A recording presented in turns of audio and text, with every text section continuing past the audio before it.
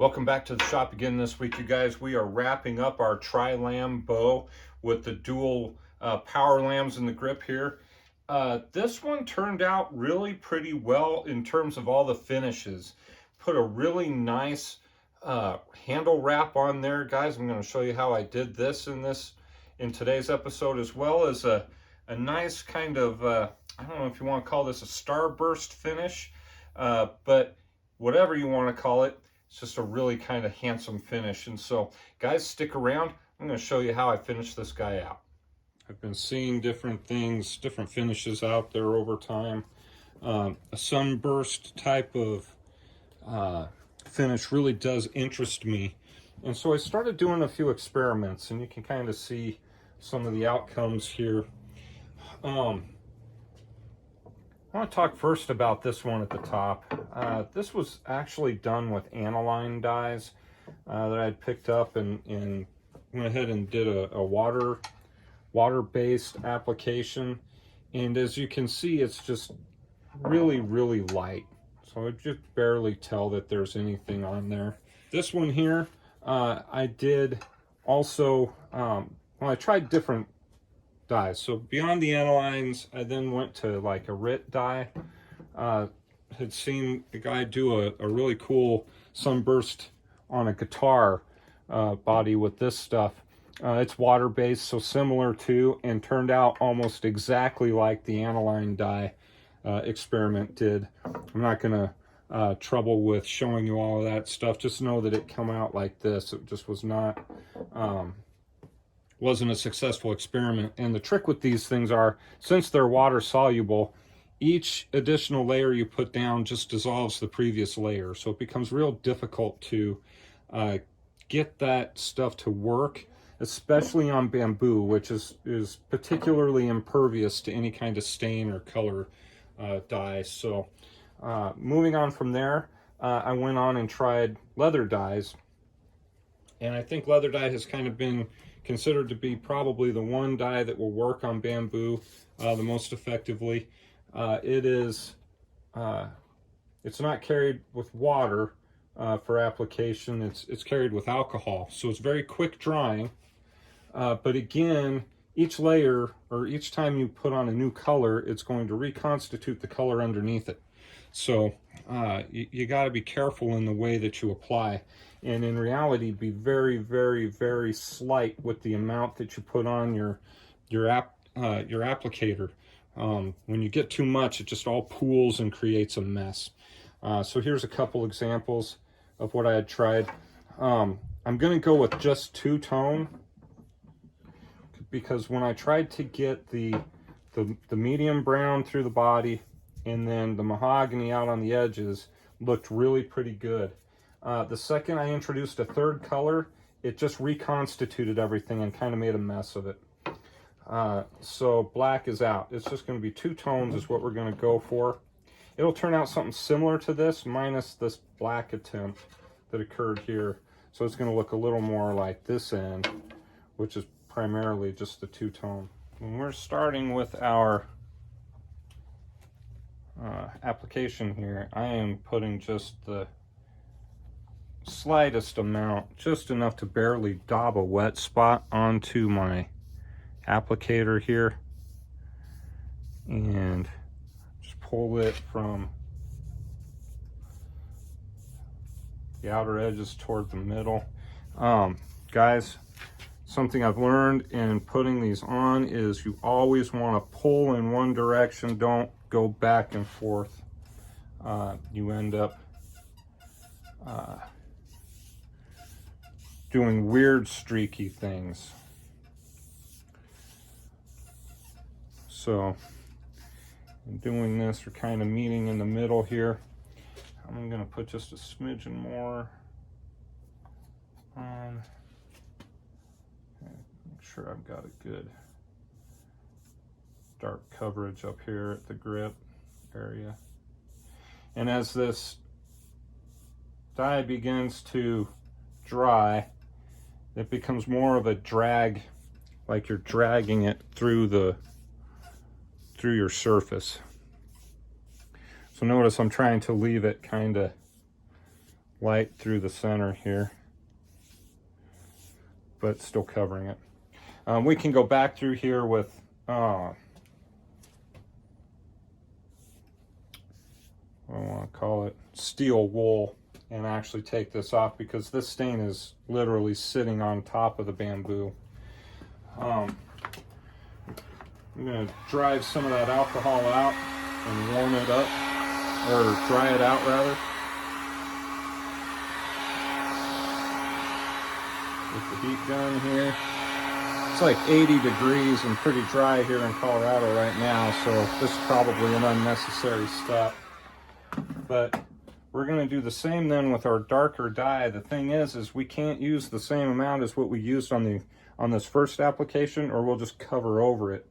So we've got to be really, really light with this particular color. I just want to mention that I owe a huge debt of gratitude to Sam Harper and his channel and everything that he put out years ago, both on his website, Poor Folks Bows, and then his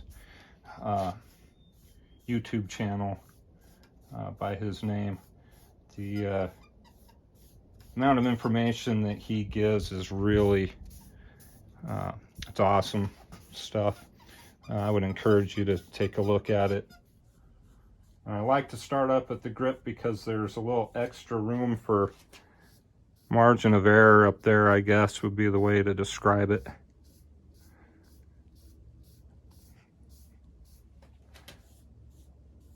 And notice how it just reconstitutes when I come back to it.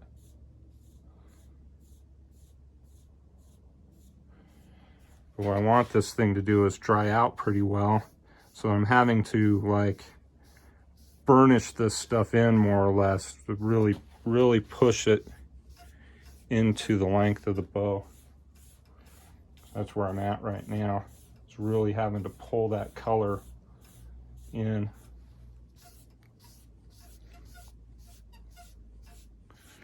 And don't be afraid to pull it close to that center.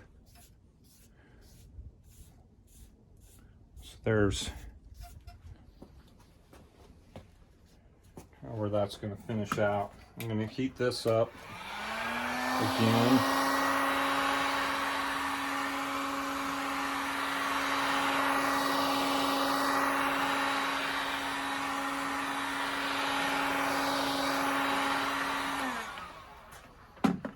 And then as the kind of the final piece of all this then is to come along here and really lighten this center. So here again, with the pushing and pulling from the center to the edges,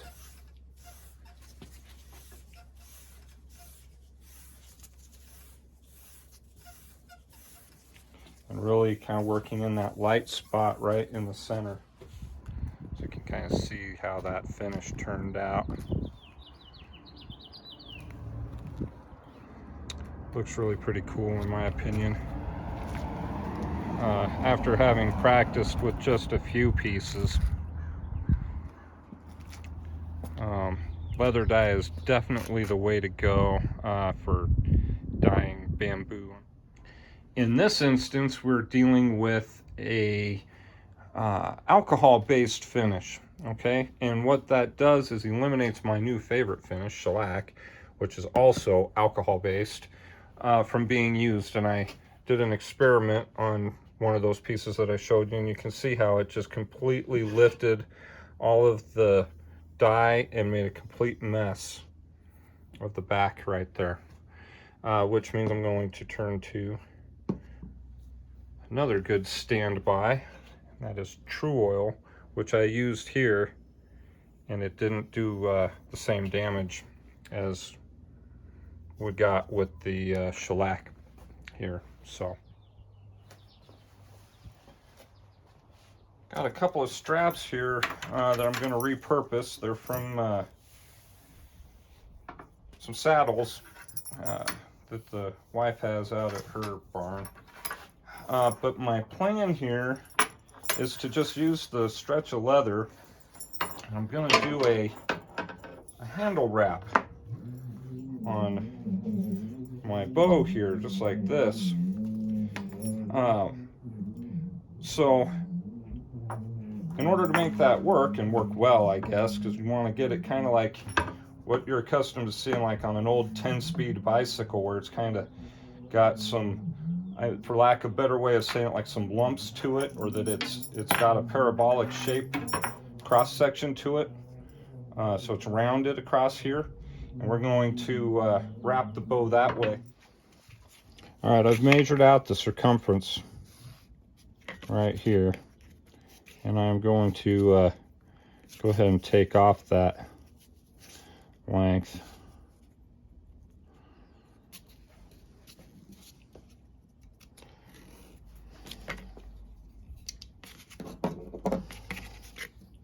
So functionally, this is how this should work. You can see that it starts the wrap, and then it'll meet up and continue on down. Oops. And come to full width again as it comes full circle. So here to here. And it'll be uninterrupted as we go down. So we'll figure out where we got to finish and put that same skive on the bottom side here. I have some blue tape put together here, so I know where not to grind. I want to try and maintain this edge for an arrow shelf. The rest of it's going to be ground down kind of to knife edges so that they can overlap one another as they wrap down the bow or the handle. So here we go.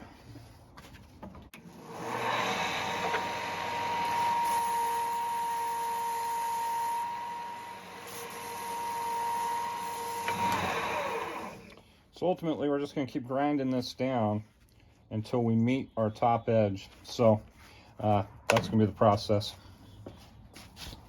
One of those much easier said than done processes of shaving down the edges of this leather. And you can kind of see in the light how it has been shaved down on the sides.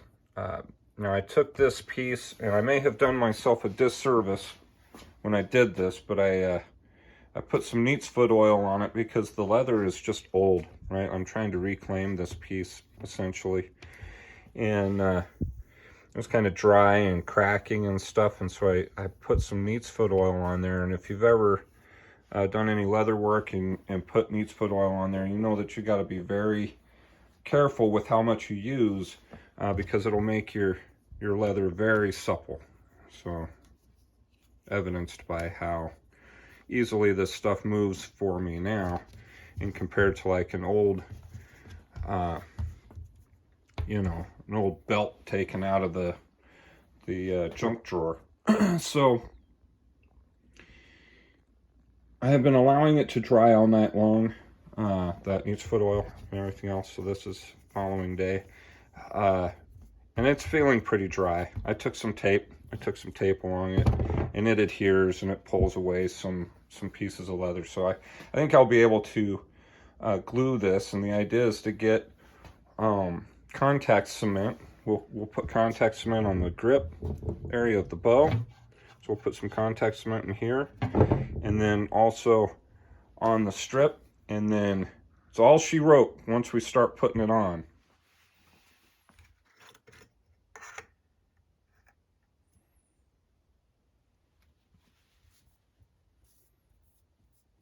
I'm going to do my best to film this. Now, of course, once we use contact cement, it is a done deal once the parts come together. So everything has to be lined up just right, and then put down, again, just right, to get this to work properly. So I'm kind of struggling with how to best do this, right, without causing myself any grief. got some tools over here too to help me to lay this stuff down properly.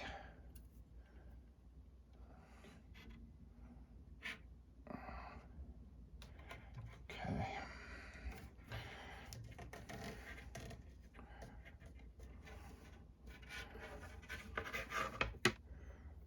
You can kind of see that shape to it. Oh, that feels really cool.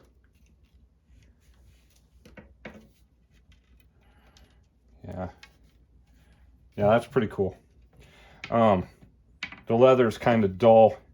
And so look, I think I'll go through and get a nice finish on there. Kind of get it kind of waxy looking again. Rejuvenate the leather to some degree. But that'll be a really cool grip.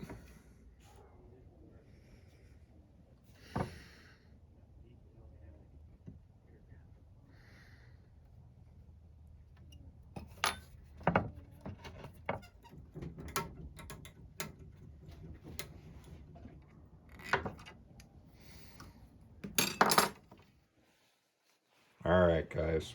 Thank you for joining me during this build. This is the end of our Tri-lam bow. We will get started on our next project. So thanks for hanging out with me again this week, you guys, for the build of this one. And we will catch up again next week.